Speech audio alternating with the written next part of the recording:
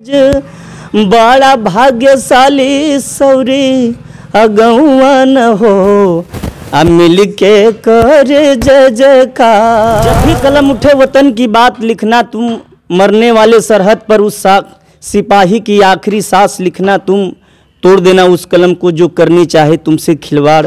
अगर ज्यादा लिखने का तारे आदेशवा के लाज हो कि है काहे बहिन नसनीर हो बलमुआ पौरान हो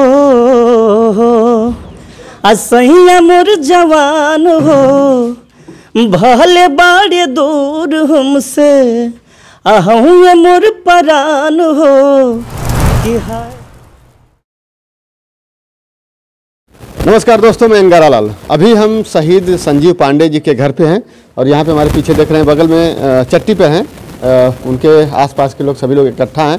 और इसी बीच जो है हमारे साथ इन्हीं के गांव से, संजीव कुमार पांडे के गांव से सिंगर हैं जो कि अपने संगीत के माध्यम से, अपने गीतों के माध्यम से उनको दो शब्द श्रद्धांजलि अर्पित करेंगे, जो कि नाम है इनका सोनू सुहाना। बहुत अच्छे निर्गुण गाते हैं इस क्षेत्र में। तो सबसे पहले आपका स्वागत है, अपना परिचय। जी सर, मैं भोजपुरी गायक, निर्गुण गायक सोनू सुहाना। सबको जय हिंद, जय भारत।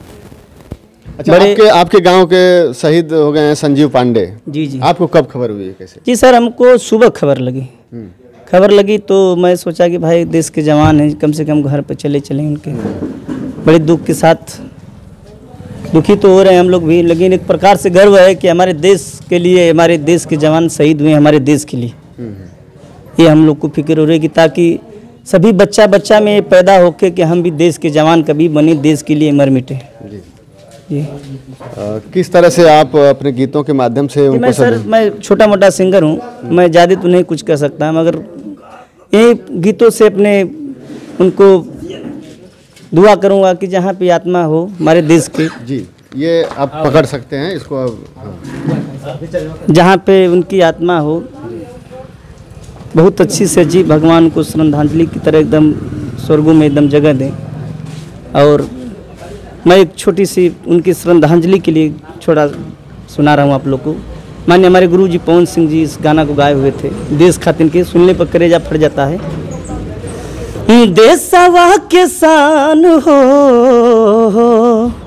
असैया मोर जवान हो भले बाड़े दूर हमसे आहूँ मोर परान हो कि है भेज है लिफाफा में यबीर हो बलमुआ फौजी सीमा पे बाड़े कश्मीर हो छुट्टी नहीं मिलल यसो आ नाही बामलाल हो आ होली से बढ़ के बाटे देश के सवाल हो छुट्टी नहीं मिलल यसो नाही बामलाल हो होली से बढ़ के बाटे देश के सवाल हो बाड़े हम के नाज हो आ जानता समाज हो आ बालम बचावतारे आ देशवा के लाज हो कि है काहे बहिन नसनीर हो बलमुआ फौजी सीमा पे बाटे कश्मीर हो। देखिए, अभी इस गीत से आप लोग अंदाज़ा लगा सकते हैं कि इनके गीतों से ये साफ समझ में आ रहा है कि होली पे वो घर पे नहीं आ पाए थे। और होली से ज़्यादा ज़रूरी था सीमा की सुरक्षा करना, अपने भारत देश की रक्षा करना, और शायद संजीव कुमार पांडे वही कर रहे थे। और इसके बाद अब जब खबर मिली कि देश के लिए बलिदान हो गए हैं, सर खबर आई देश के लिए बलिदान हो गए हैं अभी, जी। तो अब इस पर आप किस तरह से उनको श्रद्धांजलि अर्पित करेंगे?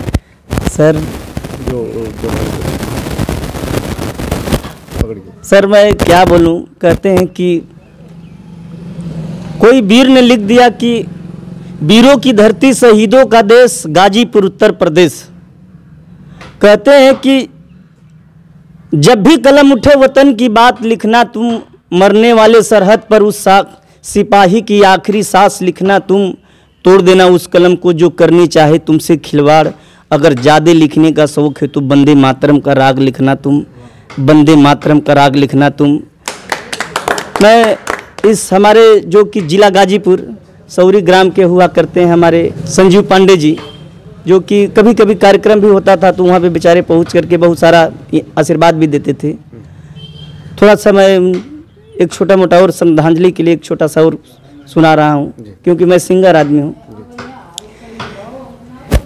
देशवा के खातिर मर मिट गईले गाजीपुर से जवानवा आज, क्योंकि गाजीपुर में हर महीने कोई न कोई, गाजीपुर एक ऐसा जिला है गाजीपुर की जो हर महीने शहीद होते हैं, इसलिए थोड़ा कहना पड़ा हमको। देशवा के खातिर मर मिट से जवानवा आज, बड़ा भाग्यशाली सौरी अगौआ न हो, आ मिल के कर जय जयकार। बड़ा भाग्यशाली सौरी अगौआ न हो, आ मिल के कर जय जयकार। बस सर यही सिंगर। अब वो हैं नहीं, सब लोग दुखी हैं, लेकिन ये इस बात का सबको गर्व है कि देश के लिए बलिदान हुए हैं और इसीलिए सब लोग भारत माता का जयकारा और संजीव कुमार पांडे अमर रहें लगा सब लोग उनको श्रद्धांजलि कर रहे हैं। तो दोस्तों तक के लिए धन्यवाद। जय हिंद, जय भारत।